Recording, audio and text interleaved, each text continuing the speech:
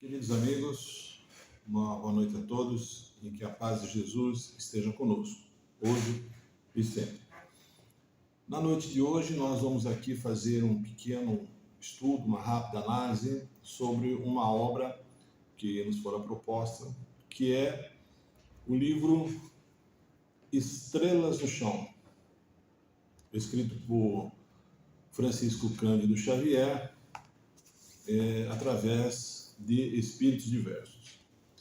Essa é uma obra que foi compilada no ano de 1986 e que traz até nós uma coletânea de textos, de poesias, não é?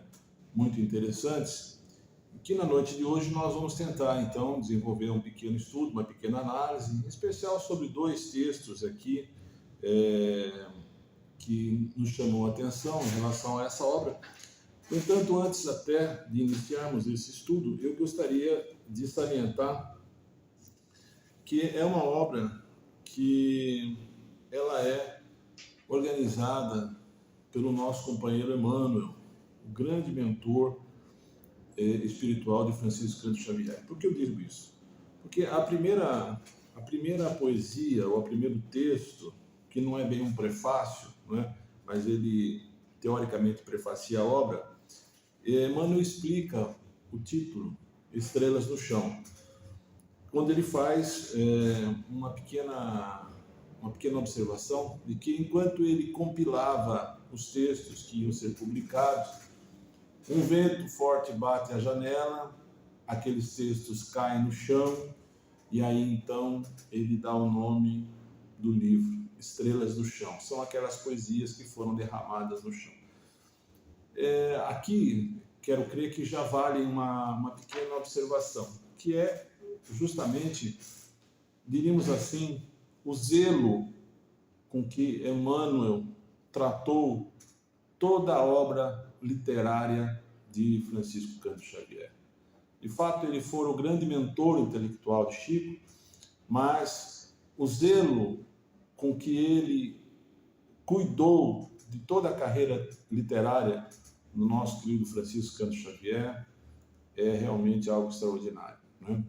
Desde a primeira obra, Parnaso em Além-Túmulo, né? Quando ele, Emmanuel, é o responsável por aglutinar todos aqueles espíritos brasileiros e portugueses para então trazermos aquela obra extraordinária, que na minha opinião é um grande marco do Espiritismo para o Brasil e para o mundo. Parnaso em Além-Túmulo é uma obra que vai completar 90 anos e que deveria ser estudada mais a fundo, né? Porque quando a gente começa a observar que Francisco Cândido Xavier, né, apenas com 22 anos de idade na época, conseguiu trazer a público uma obra de tamanho valor cultural, a gente começa a, então, acreditar na reencarnação, né, na vida pós-morte. Eu acho que o grande objetivo dessa obra foi justamente esse. E aqui eu quero fazer esse parênteses, meus amigos, porque virá um dia em que a ciência vai começar a dar mais valor, mais interesse, né, a essas questões que hoje estão mais ligadas à fé, propriamente dito, né, no caso do Espiritismo, mas que tem um fundo de razão, tem um fundo assim, ideológico que precisa ser analisado, que precisa ser estudado, porque é algo assim transcendente. Não basta ser como Tomé, que quis tocar as chagas. É preciso acreditar que existe algo superior, existe algo que está acima da nossa interpretação, de que a própria ciência ainda não pode provar, né? É o metaverso, né? São situações que nós precisamos entender que existem.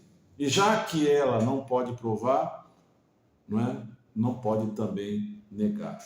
Mas felizes aqueles que conseguem acreditar nessa concepção de vida pós-morte, dessa vida superior, que Chico Xavier nos trouxe durante toda a sua existência, né? Nos 92 anos de vida, mas especialmente no período em que ele se dedicou a essa obra literária, amparada por esse espírito extraordinário chamado Emmanuel. Lembrando que Emmanuel tem uma história, nós já falamos isso aqui, várias vidas, né, até chegar a essa situação em que ele se dispõe a trabalhar com disciplina pelo Espiritismo no Brasil. Encarnação anterior dele, inclusive, falamos isso aqui em uma outra oportunidade, lá como Padre Amaro, no Pará, para conhecer a língua portuguesa, para então poder nos trazer essa obra, ou patrocinar essa obra extraordinária do Francisco Cândido Xavier. Eu gostaria de ler então esse trechinho, que não é, como eu disse, um prefácio, mas é um texto do Emmanuel, né? E ele fala assim, reportando-nos esta lembrança para dizer que terminávamos a leitura das produções contidas neste livro, satisfazendo as solicitações dos autores que se reuniram, de modo a formulá-lo, quando forte rajada de vento entrou pela janela e espalhou no piso da sala todas as páginas que acabáramos de ler. Aqui ele retrata essa situação e faz uma analogia, que eu gostaria também de completar, ainda nesse texto, dizendo: numa praça ajardinada de linda cidade japonesa, observa-se que a ventania, de quando em quando, passa despetalando as rosas. Entretanto, lá mesmo encontramos um cartaz curioso e delicado com a seguinte anotação: é proibido tocar nas flores, mas o vento não sabe ler. Né? Interessante essa analogia que o Emmanuel faz, né? Porque é algo que, diríamos ele, foge do nosso controle. Então, meus amigos, como eu disse, essa é uma obra tratada por espíritos diversos, né? Que, de uma certa maneira, nos traz muita informação, e eu gostaria de destacar, como eu disse anteriormente, dois textos literários, um deles chamado Ante ao Porvir, que é o da página 96, pelo companheiro Ciro Costa, né? E é muito interessante porque é um soneto, né? E o Ciro Costa, que na última encarnação era paulista, de Limeira, né? Filho de pais aristocratas, se preocupava muito com a questão escravagista. Ele escreveu alguns textos, mas nunca chegou a publicar nenhum livro. Foi advogado, formado pela Faculdade de Direito lá de São Francisco, né? Teve uma vida de militância na área do direito. Porém, como eu disse, ele não publicou nenhuma obra em vida, né? Interessante, agora ele vem, através do nosso querido Chico, publicar um soneto de sua autoria.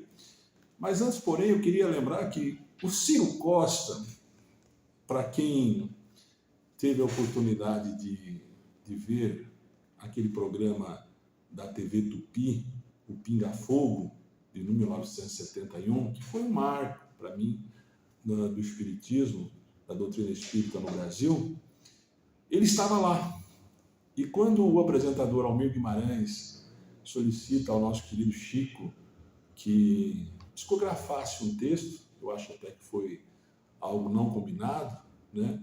A psicografia naquele momento foi justamente do Ciro Costa, né? E o Ciro, muito curiosamente, ele faz uma análise, se os senhores verem o programa, né, daquilo que aconteceu naquele dia, falando um pouco justamente de tudo aquilo que ficou muito marcado naquele programa para nós, que é a transição planetária, a data limite, né? E o curioso que o Herculano Pires, que estava presente, né, no programa, posteriormente, porque o Ciro era um desconhecido, né? Lembrando que no segundo Pinga Fogo, a psicografia foi de Castro Alves, né? Mas o Ciro era um desconhecido até então, né? E o interessante e curioso é que os filhos dele estavam assistindo o programa, né? Estavam assistindo o Pinga Fogo, né? E se surpreenderam com aquela situação. E o Herculano, inclusive, depois ele comenta num texto, né, que se encontra com os filhos do Ciro Costa, que disponibiliza muitos textos que ele havia escrito, né, que não haviam sido publicados. E agora, curiosamente, ele vem falar justamente nesse livro do Chico aqui, em 1986. Esse livro é de 1986. Homem, viajor do mundo, do cimo a que te elevas. Contempla a retaguarda, passado profundo, os primórdios da vida, a gênese do mundo. Ao hálito dos céus, nas formações longevas. Fita o flâmeo vulcão de que te sobrelevas. O mar, a selva, a aldeia, o trabalho fecundo da civilização, segundo a segundo, que arrancasse com Deus as entranhas das trevas. Depois, segue fungindo a guerra que inteliça, as tragédias do ódio, as garras da injustiça, sublimando a razão na faina de esquecê-las. E conquistando a paz, ao brilho do futuro, descobrirás um dia o reino de amor puro, da escuridão do charco ao fulgor das estrelas. Ciro Costa. O Ciro, meus amigos, aqui ele faz uma alusão a tudo aquilo que ele escreveu em vida também, né? Retratado nos seus textos não publicados, como eu disse. Mas ele coloca, com a sua característica própria, né, a transição planetária, né? O momento em que nós estamos vivendo, essa situação que estamos passando, né? Estamos às portas de uma mudança muito radical, né? Que virá, sem dúvida nenhuma, virá, mas aos poucos, né? De forma gradativa, né?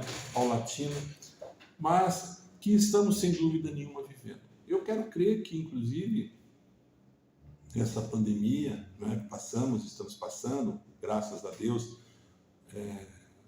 parece que está por acabar, né?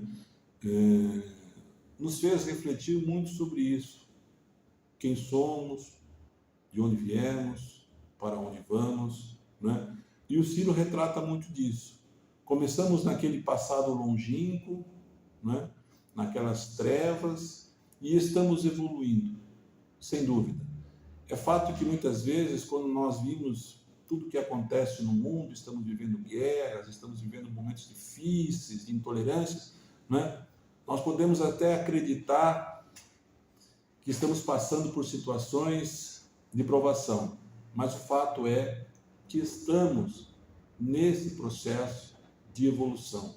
O homem caminha para a luz, como o próprio Ciro Costa nos afirma.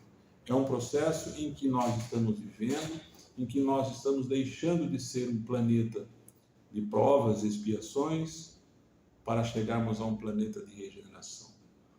Quando nós vemos, meus amigos, as crianças que estão reencarnando hoje, não é? com tanta esperteza, parece que nascem falando, parece que já nascem de olho aberto, já com tanto conhecimento, inclusive na área tecnológica, etc. e tal, nós começamos a observar que esses regenerados já estão chegando, né? E nós, que acreditamos nas palavras de Jesus, nós ficamos, nesse momento, pensando naquela passagem do Sermão da Montanha, quando Jesus os fala: bem-aventurados os pacíficos, porque herdarão a terra. E ele fala: herdarão a terra e não o céu. Ou seja, eu creio que nós estamos passando por um momento em que esses espíritos regenerados, né, que já possuem uma certa elevação moral e intelectual, sem dúvida nenhuma, vão dar o suporte para essa transformação que nós estamos às vésperas de conhecer. Então, meus amigos, essa reflexão do Ciro Costa, ela é muito interessante porque é muito característica da personalidade dele como poeta, retratada por Chico Xavier, né? E aí, volto a dizer, como Chico teria, teoricamente, condições de agrupar tantos estilos literários na sua obra, né? Porque nós, enquanto espíritas, temos a possibilidade de acreditar nessa vida pós-morte, nesse mundo superior a qual nós estamos inseridos. É fato que isso, seguramente, um dia, talvez a ciência, com mais humildade, né, vai deixar de olhar só para as grandes universidades, né, e vai ter a possibilidade de olhar também para aqueles modestos textos, aqueles modestos templos, né, com muita informação. Meus amigos, quando nós lemos André Luiz, né, nas suas obras, em especial na coleção A Vida no Mundo Espiritual, eu posso dizer aos senhores que a cada capítulo daquelas 13 obras há um ensinamento marcante, né? Nós temos que ter, nós como humanos, temos que ter a humildade de reconhecermos a nossa pequenez desse mundo maior para poder aprender com esses ensinamentos. André Luiz e Chico Xavier, na minha opinião, assim como Emmanuel, são espíritos muito superiores e além do nosso tempo. Eu quero crer que ainda haverá de haver muitos anos, né, para que o homem consiga compreender a imensidão desse nosso querido Chico Xavier. Ele ainda não foi devidamente compreendido como deveria ser. Mas o que falar de 100 anos, né, diante de uma eternidade tão grande? Eu gostaria de salientar mais um texto também, já que nós temos tempo, que é o segundo dessa obra, do espírito Casimiro Cunha, né? Que o Casimiro, ele foi